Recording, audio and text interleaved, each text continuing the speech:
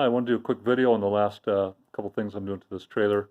I'm not going to do a final video of when it's put together because all you'll see is the top and it probably won't be much help. So with that, I'm doing the wiring, and the wiring's going to start at the coupler, of course, and I made a clip here at the coupler. So this the wire go in a wire loom. I made a coupler, so snapping it out of the coupler, little clip.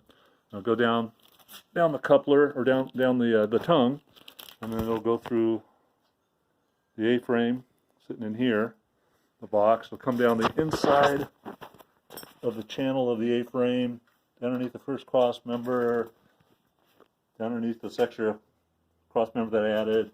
And it'll probably come out somewhere here, right before the second cross member. And I'll go through the hole, and then my other support that I added, what I did is I notched up inside there. I don't know if you can see it, but up in the corner, up inside, see a little notch. So the wires go through there, and they'll keep going down the side rail, and they'll come out underneath here, and I'm going to leave some slack because I want to fold this trailer, so the wires will have some slack. So I'm going to try not to use these clips that this trailer came with. You guys are probably familiar with this crap. These things. Try not to use that stuff.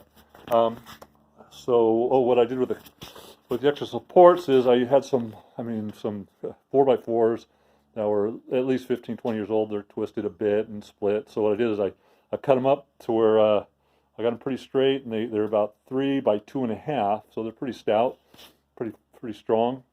And I added those about they're spaced about every 10.5 inches between each of the supports that the trailer comes with. And that'll definitely give this plywood a lot more strength and won't flex so much, especially with heavy load. Again, I just used what I had, and I just had paint, used whatever paint I had left over.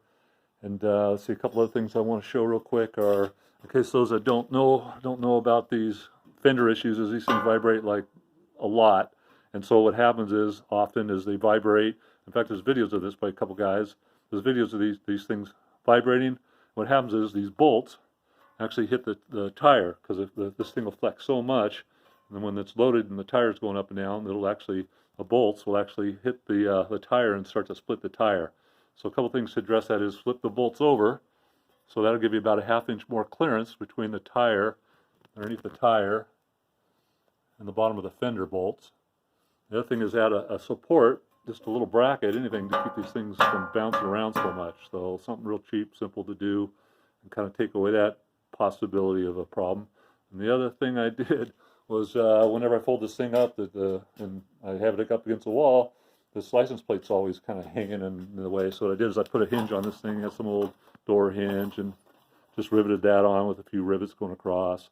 And so that kind of takes care of that. So when it's being folded or drug around, whatever, the license plate isn't an issue. So that's kind of it for now. Again, I'm not going to take a video of it's done because that'll be boring to see some brown paint on some plywood and the tongue that you already see extended. So got to get this together in the next couple of days. Got to do a dump run. I got my water heater. It's been sitting out here for, geez, about a month, and some other nice trash out there. So anyways, I hope this helps somebody, give them some ideas. They want to do something to the trailer and kind of maybe enhance it a bit, and that's about it. So tow safe.